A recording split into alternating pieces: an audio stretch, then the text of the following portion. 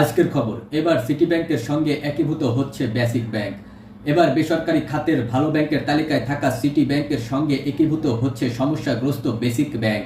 আজ সোমবার বাংলাদেশ ব্যাংকে অনুষ্ঠিত এক বৈঠকে এই সিদ্ধান্ত হয়। কেন্দ্রীয় ব্যাংক সূত্রে এই তথ্য জানা গেছে। ব্রাজিলকে বাংলাদেশ থেকে সরাসরি তৈরি পোশাক আমদানির আহ্বান। বাংলাদেশ থেকে সরাসরি আরএমজি পণ্য আমদানি করতে ব্রাজিলকে আহ্বান জানিয়েছেন প্রধানমন্ত্রী শেখ হাসিনা। তিনি বলেন, বাংলাদেশ থেকে আরএমজি পণ্য তৃতীয় পক্ষের মাধ্যমে সীমিত পরিসরে ব্রাজিল রপ্তানি করছে। দেশটি সরাসরি বাংলাদেশ থেকে আরএমজি পণ্য আমদানি করলে ব্রাজিলের জন্য এটি আরও সাশ্রয়ী হবে।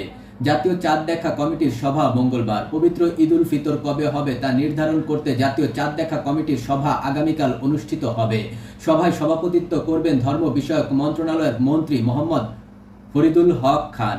এদিন মাগরিবের নামাজের পর ইসলামিক ফাউন্ডেশন বায়তুল মোকাররমে সভাটি অনুষ্ঠিত হবে। এখন সেই